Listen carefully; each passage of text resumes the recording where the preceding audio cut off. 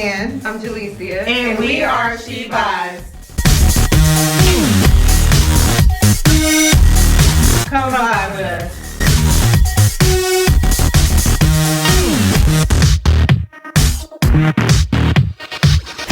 Hey everyone, welcome back to She Vibes. I am Brittany. I'm Ann. I'm Jalecia. And we're going to get into our episode 7, Mask On, and what that means to everybody, like what it is, and the topic, and everything like that. So, make sure you grab your drink, grab your hookah. What we're drinking on right now is some rosé. Apothic, you know, and it's pretty good. It's a little bitterness to it, so maybe you guys can try it at home. So yeah, mask on. I'm drinking strawberry drink. Strawberry.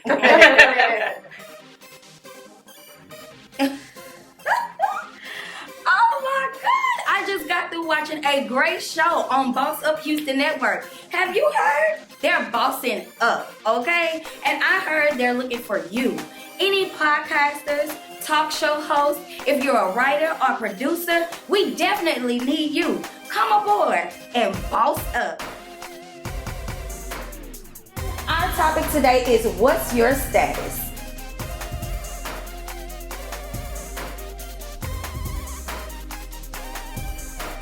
Hello fam, Ken Mills here once again.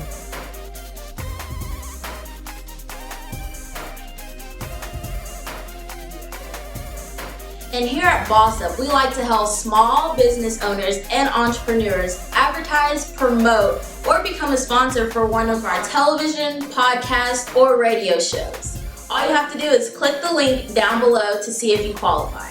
This is Boss Up Houston, where we look up, stay up, and boss up. So yeah, for me, mask on. Pretty much the definition. You going out to the world and you showing a different side of yourself. You know. Yeah. Yeah, persona. Yeah. Filtered side of yourself. Filter, definitely. Facade, all of that fake. Fake? You know. I don't want to call it fake, but let's say you might have to like turn yourself down a little bit. You know, whatever it is. Or, you know, you never know, the workplace, the office, depending on who you're around, I don't know. Whatever y'all do. We see it a lot on Instagram all the time. Everybody straight flexing on Instagram. Y'all doing that. Y'all wearing a mask. Just know that. Facades. Yeah. So yeah. Let's get into it. Have y'all ever felt like you had to, you know, wear a mask at work? Yeah. Even y'all out there, I know. So make sure y'all come in and answer some of these questions too. Yeah. I think for me it was when I feel like I couldn't be myself at work. You know, like you can't wear your hair how you want to, you know, you can't dress a certain way. Like it's a standard, and it's like, again, that's why we always say we vibe. You know, some days we come dressed up. You know, some days you want to go to the workplace with your sweatpants on. I want to do that, you know? And be like 100% okay with, you know, whatever I feel, you know? So to me, that for the workplace, for me, it was trying to code switch, like you said. Code switching. Yeah. So do we think code switching, like, can we consider that wearing a mask? In a way, because that's, you know, again, that can go into something else rooted in professionalism and what that stems from. But, yeah, definitely, it could be a mask, and it's a way that you filter yourself, I guess, to fit the culture or the culture of the company or wherever you work. Or because they throw that around a lot, like the culture of the company. And I know some people would not get the job because they don't fit the culture.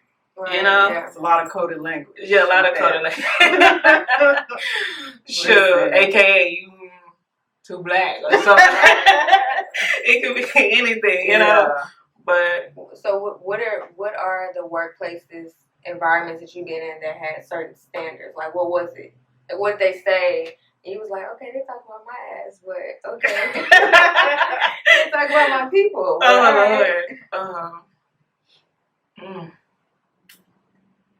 Yeah, no, I try to stay away from anything that has anything to do with politics or race or anything inside of the workplace, like, because I know a company I work for, like, even the head, he's pro-Trump. He wear his little Trump mask walking through the hallway, you know? Yeah, and so I'm just like, all right, okay, that's you. But I feel like some of these companies you work for could swing either far right or far left. Right. And it's kind of like you want to like stay neutral as much as possible. Mm-hmm. And I remember we was having that whole incident where everybody was like protesting and things like that, and they was setting things on fire and all of this. So they had a lot to say at the work office. Yeah, they had a lot to say and was talking about, oh my gosh, and you know, maybe I shouldn't just, but they were just like, oh my gosh, and all this stuff about it. But I'm like, now I wonder were they like that when them good old boys just did what they did. Right. So and that was the thing. I was just like, So all in all, I stay away from them conversations. That would have hurt though, seeing your manager with a Trump. Well, no, because then of course I have my reserves about Trump too. Where like our people was looking at me like, I can't believe you said that. You know? Yeah. Like they was ready to cancel me about some stuff I said about Trump, but just to see naturally when we see a white man that's pro-Trump, we automatically think, okay, he's a racist, based on what we view is Trump campaign, like what they're about. But I don't think it's all about race. But different topic. Definitely. But I think I would feel some way if I see my manager walking around the hall with some Trump. No, he is the owner. Yeah. he was the owner. And the thing is, in my field, most of the time, I'm almost the only black face you're gonna see. Mm-hmm. Or, it might be maybe one more, and they're not in the same department as you. Right. And I noticed, like, in a lot of the certain jobs that I had prior to degree or whatever, most of the African American people, they would be in, like, customer service area. Mm-hmm. They would be all in there. They won't be, in the same department that I'm in. Right. So it's kind of like, why are they always there, though? Mm-hmm. It's just a lot because I guess you don't want to rub people the wrong way and you don't want to show too much because they'll be like, oh, they wouldn't know, what to do with you. And you're trying to, I think it's harder when you're the only black face. Yeah. You got too much on, like, you sometimes feel like a lot of pressure. It's a lot of pressure because it's like you're the first black face, so you don't want to make anything, make them feel any kind of way towards your people or whatnot. Like, you want to make all the right decisions. You want to do everything right because now, okay, so you was good. You was 100%. I didn't see anything wrong with you. You did your best or whatever, right? Now we can probably bring in more. Right. But say if you go in there and you jack it up, or you in there speaking Ebonics, or you're doing things that you really shouldn't do. Like, you should check the temperature of the room before you start running off. That's how I just feel. Yeah. With those type of situations, I feel like we shouldn't have to do that. We shouldn't, but it's the real world. We have to do it. Society has made it to be in the name of professionalism. Right. So that's also, which is good. So many of us are building a platform as an entrepreneur, so that we have people like us that can come in and they don't feel like they got to code switch and not be themselves. Because I think that's what the corporate world is like. You're forced to not be yourself. Like, that's a problem. Like, it's something it is reality, but we gotta take that. Like, we have to go home and take off this persona, you know, and knowing we wasn't like that at work, you know. That sucks, you know, like, but it just goes to what's important to people. Like, some people think, you know, like, it doesn't bother them, but, like, I know for me, I have to be in spaces where, like, you know, I have to be myself. Yeah. If I cannot be myself, like, I'm quiet, I won't say nothing, I'm just be, like, in this robotic, like, you know? It's yourself, it's just a different part of yourself. I feel like, all in all, like, for instance, it was an article, and it was talking about how some of the young kids, like, would come to school and they would speak Ebonics. Like, they heard that at home. But they look at them like if something is wrong with them, they got to put them in these special classes, these special needs classes, all these different classes that they have because they think something wrong with them, you know, they can't speak, good English or whatever. And so their parents didn't teach them, like, hey, you need to code switch. You can't go to school speaking Ebonics. Right. Like, you can't be talking to your your people. Yeah,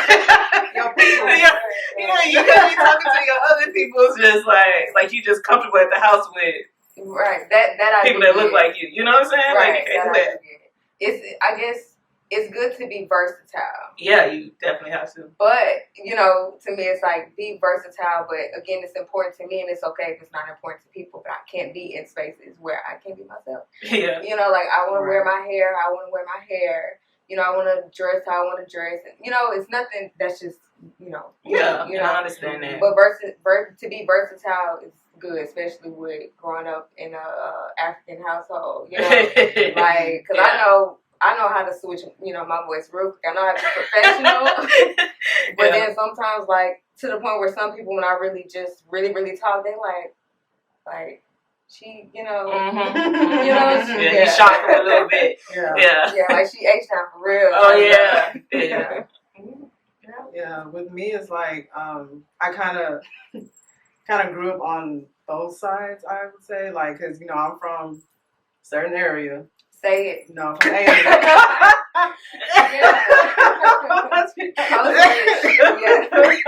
She run a SWAT. You know, SWAT area, Texas. Texas. I came up in like a predominantly white church. So, listen, again, there's so much I could say, really. Like, so but when growing up and like just being on both sides, like, I'm going to school, then I'm going to church, I'm going to Bible study, doing all this, is I kind of learned how to code switch. I wasn't really taught, like, hey, you got to do this, you got to do that. I kind of learned that on my own because it's like, you know, I'm in church with these folk. They don't understand what I'm saying.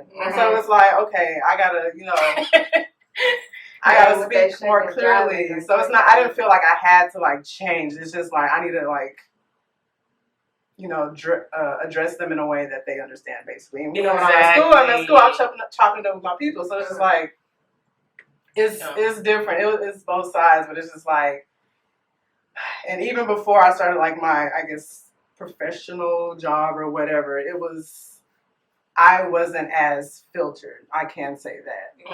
Because with my current job, I mean, like, the culture as a whole, it's good. There's a mix of, like, everyone. Older, younger, so it's pretty decent. But the thing with that is, like, people as individuals, that's a different story. Yeah, it's so many, like, I guess, scenarios and, like, things that have been said by other people, and I'm just like, wow, for real, for real. Like, really, girl? Okay. You check them. We just gotta. Again, what we do, we take that shit in. Yes. Okay, story time. I got this story time. Hey, make sure y'all comment below. Let us know your stories, because I know everyone has a story and has something to say about code switching and what it's like being, you know. I know y'all got stories for days. What? Bunch of them. So, you know, usually I don't go with anyone after work, or I don't try to do happy hour with too many people, you know. I have to get a feel for you at work before I just go drinking with you. And then number one, if I go drinking with you the first time, I'm not drinking that much because I want to see how you are, right? I got to check you to see what it is. So this one situation, like I went out for a happy hour with some coworkers. We're sitting at the table, you know, drinks flowing and everything. And we were just in mid-conversation. Everybody was just talking. So the N-word was dropped. You know, it was dropped it so fluently, like, that's her. Fluently. Very, very fluent, like she said at home all the time. Like, that's how she did it, right? And, you know, she's, you know, Hispanic culture. So, you know, but that's a whole nother thing to jump into for another podcast. But she was of another culture, and she was like, real quick after she dropped it, she was like, oh yeah, I don't mean it like that. I don't mean it like that. Bye, girl. You didn't even give me a second to even register what you just said for me to even respond. So as soon as you drop it, you apologize and you talking about how you didn't mean it like that. Girl, what? Like, really? Like, so this is what we doing? Wow. We had a table full of, you know, professionals at this moment. And you just did not care at all. Yeah. Like, at all. So, for me, I'm just like, okay, 1, 2, 3, get my drink still, put it back down, you know, whatever. I'm not even going to entertain it because I'm just, whatever. Because I'm with these people, this is my first time going out with them, with the group. Because I already went out to happy hour with other coworkers before, but not like this huge group. So yeah, that was one. Yeah, I have mixed feelings about that. Because I'll self-reflect. Mm-hmm. We say it. We put it in our music. They listen to it. You know, like, really, what is a nigga? Do we know what it is? You know, like, why is that like a push button when people just say nigga? You know, like, why do we get that upset really when people say nigga? Can we have something to ourselves? But like, not even, but it's, you know, it's because of history and how the word was used. Just because you take out an ER and put an A at the end of it doesn't mean the definition really has changed. That's what our people have done to try to take ownership of that word and like, oh, okay, it doesn't affect us. Yeah. But no, it does affect you. Just because you took it and remixed it, but if someone else said it, you're upset. So the thing is, we have this conversation all the time around the house, but the thing is, you don't want to give anyone a pass because just because they have a pass with you, you're not going to have a pass with someone else. You don't know if you're in front of MLK, you're in front of Malcolm X. Like, you don't know. Everyone's not the same. Like, everyone's not going to give you a pass, period. And I don't want anyone to be swallowing their teeth because they said the N-word to the wrong people around the wrong, you know, group. Simple. Yeah, I know, because I've been in a situation before, but it, you know, I just straight up told that person, I don't like that. You know, like, I didn't get, like, it's people, like you said, that will, like, that's fighting words, like, like, oh, you know, like, okay, because there's certain people that allow their friends to say it. Mm-hmm. Some of them are dating black men or women. But that don't even give you the right. But that's, you know, again, but that's how they feel. Yeah. So if whoever that they're around is okay with that, they think it's like that across the board. Right. So I just tell people straight up, I don't like that. Don't call me that. And drop it, like, so they, you know, people want to fight you over it, like, come on.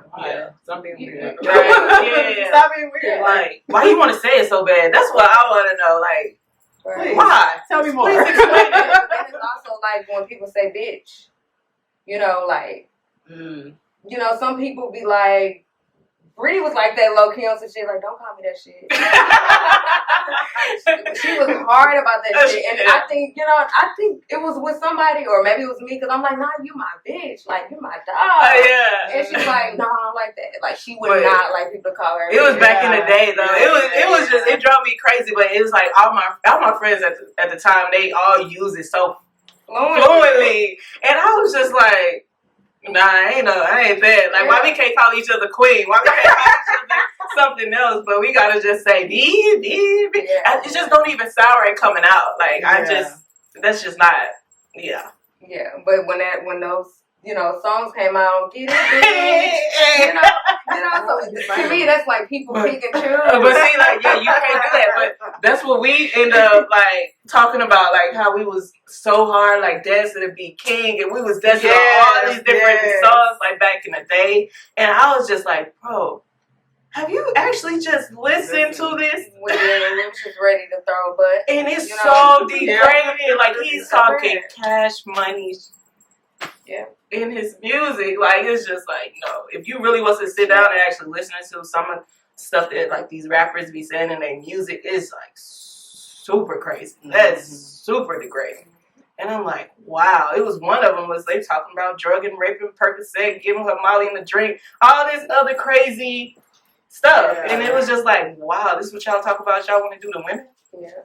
But we dance to it, so that's what's throwing all kinds of tail to it. But you don't know. Like, that's why you just can't, like, go with the trend of things. Like, you really got to sit there and, like, pay attention. Yeah. But, girl. Shit. Like, nah. That's when you got to remove the mask. Figure it out. Self-reflect, pay attention. Like, hold on, let me analyze the situation. Did he just say? Yeah. But we, women just throwing their ass and don't know what they talking about in the music. Just know what. Yeah.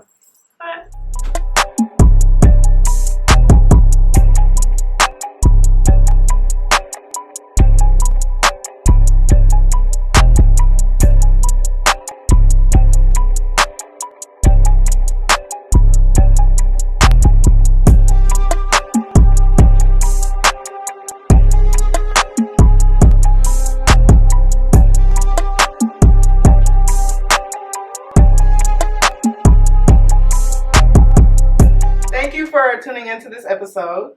It was nice having this conversation with y'all ladies. Having the mask on, mask off, having to be this certain persona in the world and then another, when you're at home. Doors, all that.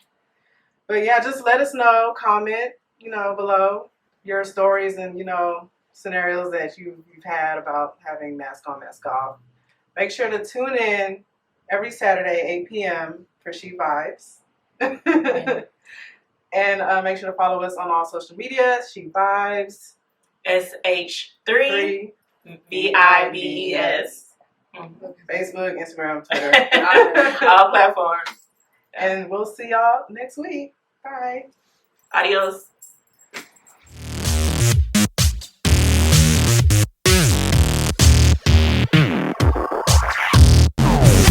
Hey everyone, I'm Brittany. I'm Ann. I'm Jalecia. And we are She Vibes.